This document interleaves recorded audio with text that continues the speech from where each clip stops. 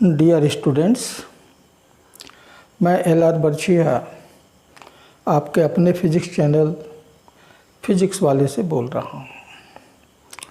आज हम AC circuits में एक और सर्किट देखेंगे, वह है LC सर्किट। इस सर्किट में एक इंडक्टर और एक कैपेसिटर, ये दोनों सीरीज में कनेक्ट होते हैं, इसलिए हम इसको कहते हैं LC सर्किट। तो चलिए, एक इंडक्टर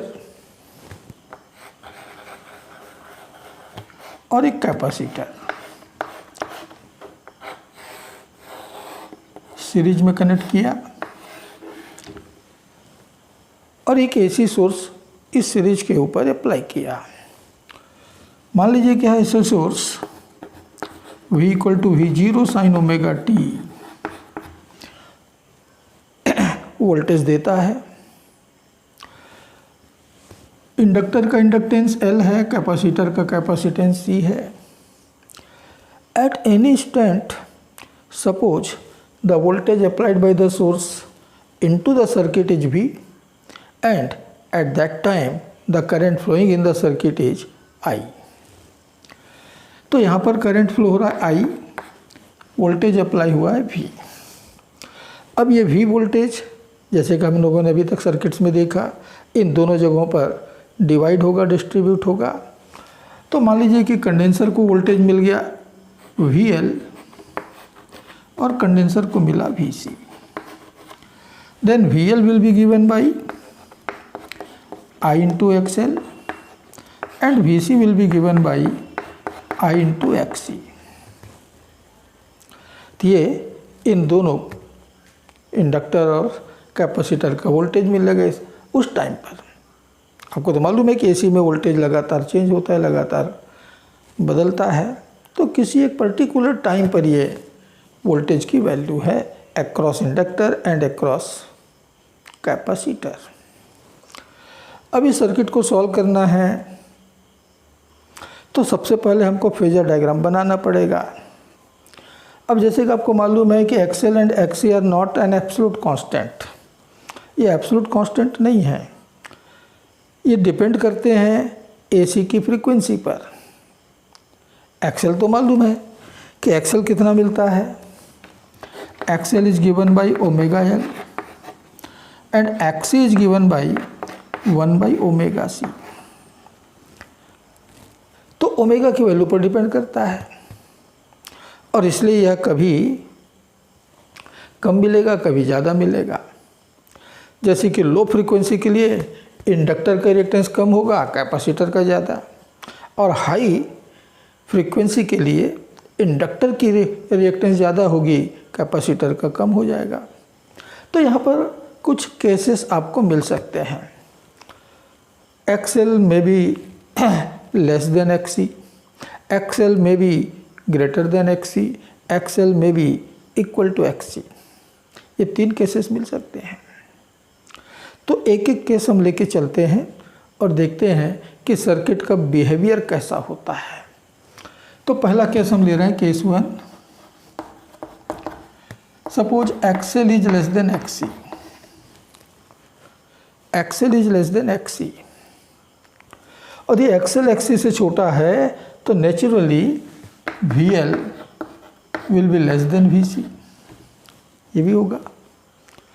अब जैसे कि हमने बतलाया है कि किसी भी सर्किट को सॉल्व करना है तो सबसे पहले आपको उसका फेजर डायग्राम ड्रा करना चाहिए। तो चलिए हम इसका फेजर डायग्राम ड्रा कर रहे हैं। तो आपको मालूम है कि मैंने करंट लिया X एक्सिस पर,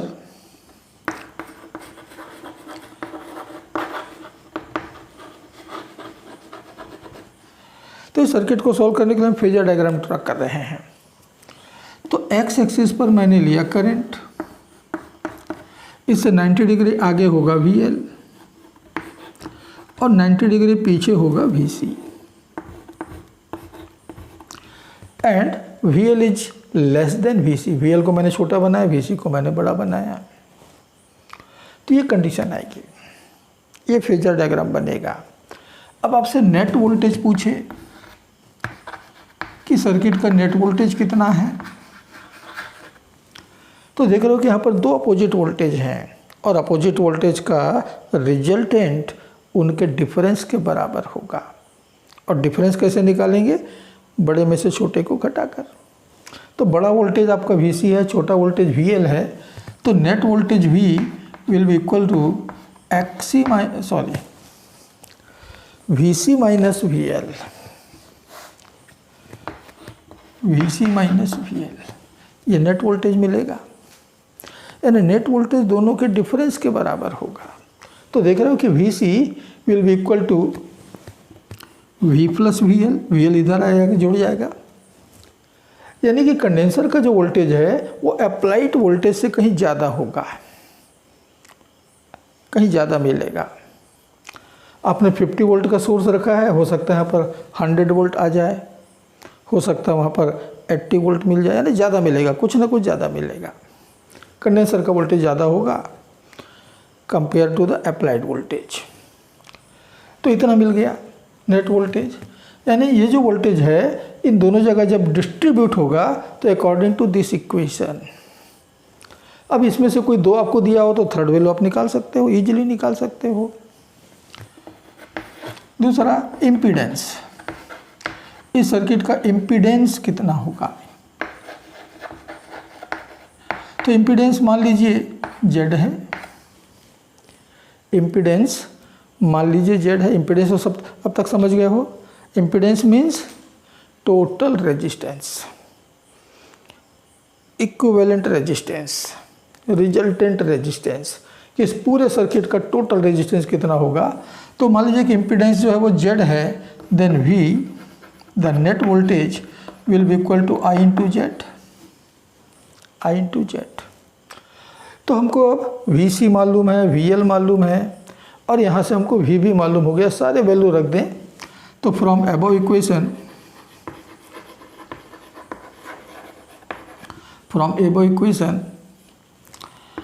IZ is equal to I into XC minus I into XL and therefore Z is equal to XC minus XL।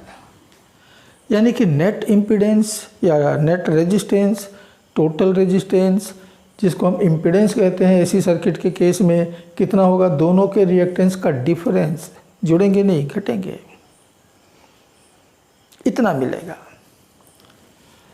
Third, what is the phase difference?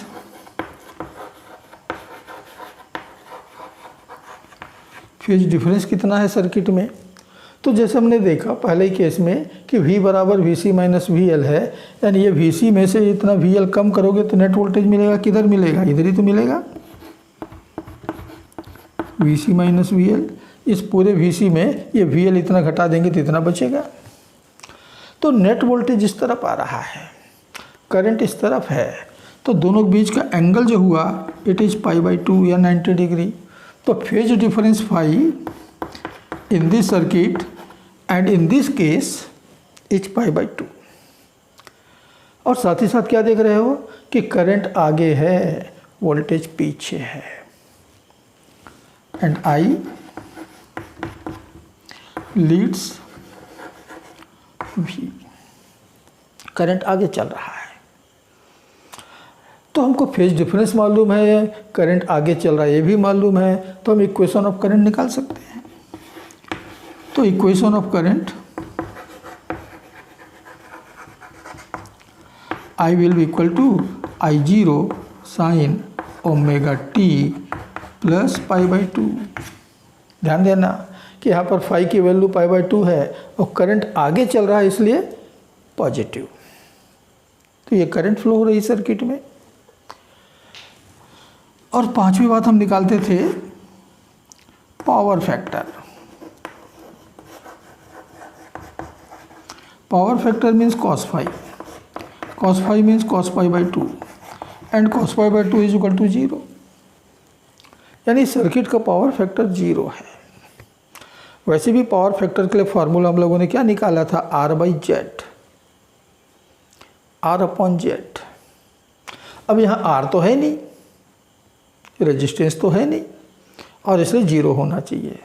तो पावर फैक्टर के 0 होने का मतलब होता है कि this circuit can not consume any power from source, यानी source से कोई भी पावर ये कंज्यूम नहीं करेगा। हाँ, करंट फ्लो करेगा, करंट को कंट्रोल करेगा, सब कुछ होगा, लेकिन पावर कंज्यूम नहीं होगा, पावर कंजम्पशन 0। तो ये हो गया इस सर्किट का पूरा सॉल्यूशन। यही सारी बातें कैलकुलेट करने के लिए कहा जाता है, इनमें से 1 2 3 जो भी, तो सारी बातें आप यहाँ से कैलकुलेट कर सकते हैं। कहाँ से? From the help of phasor diagram. Phasor diagram बना लिया सर्किट का तो आपका सर्किट सॉल्व हो गया, ये मैं बार बार कह रहा हूँ। तो एसी का कोई भी सर्किट आपको मिलेगा, सबसे पहला काम आपको फेजर डायग्राम ड्रॉ कर लेना है, और यदि आपने इसको ड्रॉ कर लिया फेजर डायग्राम, तो सर्किट को सॉल्व करने से आपको कोई रोक नहीं सकता, आप 2 मिनट में सर्किट सॉल्व कर दोगे। ठीक है, बस थोड़ी सी प्रैक्टिस चाहिए, और वो प्रैक्टिस हम यहाँ पर कर रहे हैं। अब सेकेंड केस क्या हो सकता है? ठीक इसका अपोजिट,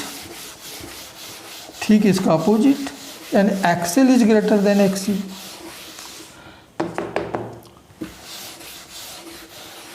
तो अगला केस जो पॉसिबल है वह है XL is greater than XL, XL is greater than XC, उल्टा। और यदि ऐसा है तो VL will be now greater than VC,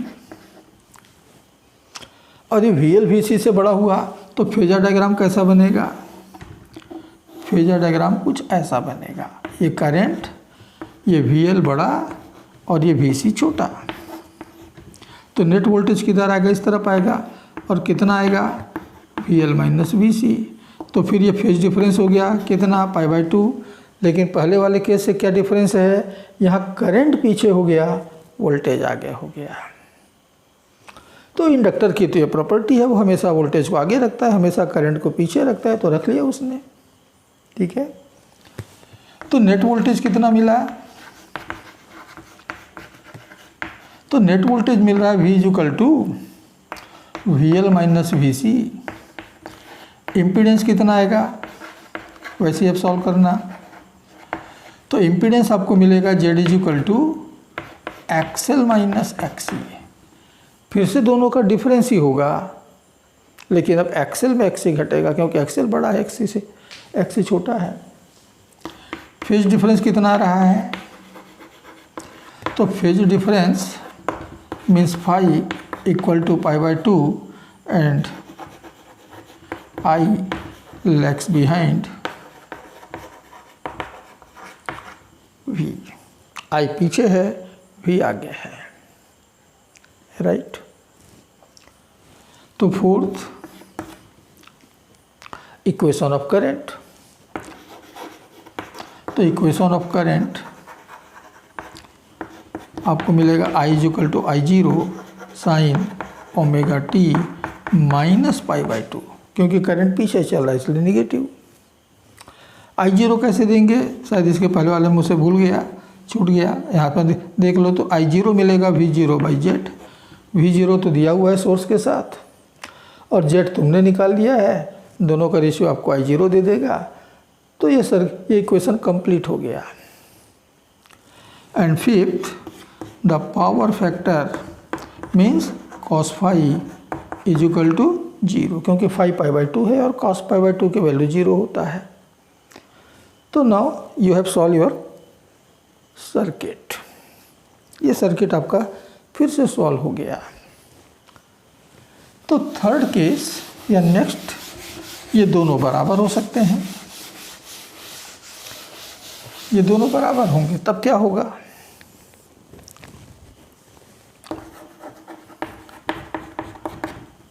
XL = XC और VL = VC, ये दोनों इक्वल हैं।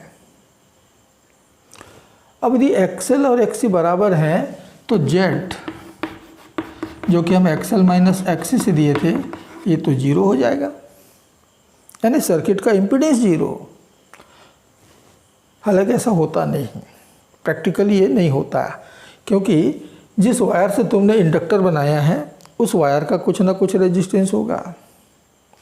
जो कनेक्टिंग वायर्स आपने यूज किए हैं उन कनेक्टिंग वायर्स का भी कुछ ना कुछ रेजिस्टेंस होगा। तो सर्किट में रेजिस्टेंस जीरो नहीं है, कुछ ना कुछ तो है, और वो रेजिस्टेंस जो है हमको जेड के बराबर मिल जाता है। लेकिन एक आइडियल एलसी सर्किट की बात हम करें तो उसके लिए जेड की वैल्यू जीरो होगा, और यदि जेड जीरो है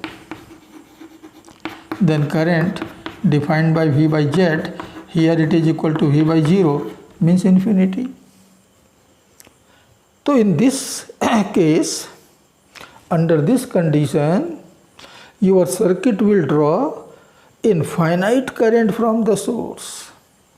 सोर्स से इनफाइनाइट करंट लेता है या लेगा। लेकिन ऐसा मैंने कहा ना कि जेड जीरो नहीं है, कुछ ना कुछ रेजिस्टेंस है सर्किट में, और से इनफाइनाइट नहीं होगा, कोई फाइनाइट वैल्यू ही होगा, लेकिन इतना मिलेगा। ठीक, तो इतना हमको मिल गया करंट इनफाइनाइट। तो जब आपका सर्किट आपके सोर्स से बहुत ज़्यादा करंट, मैक्सिमम करंट ड्रॉ करे, जैसे कि यहाँ पर कर रहा है, तो इसे कहते हैं रेजोनेंस। यानी आपका सर्किट क्या कर रहा है? रेजोनेंस कर रहा है। ठीक है, तो इट इज कॉल्ड रेजोनेंस। ये रेजोनेंस कहलाएगा। तो रेजोनेंस के लिए कंडीशन क्या है? तो कंडीशन मिला ये, एक्सएल बराबर एक्सी होना चाहिए या वीएल बराबर वीसी होना चाहिए। तो condition for resonance of an LC circuit,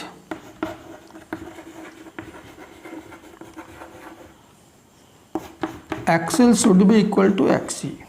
XL हम कहते हैं ओमेगा एल, एक्सी हम कहते हैं 1 by omega C, and therefore omega is equal to 1 upon root L C. तो एसी की फ्रीक्वेंसी ओमेगा यदि इसको सेटिस्फाई कर रहा है, 1 अपॉन रूट एल सी के बराबर मिल रहा है, तो याद रखिएगा कि सर्किट रेजोनेंस करेगा। इसको हम इसलिए कहते हैं resonance frequency. It is called resonance frequency. इसको हम रेजोनेंस फ्रीक्वेंसी के नाम से जानते हैं। ठीक,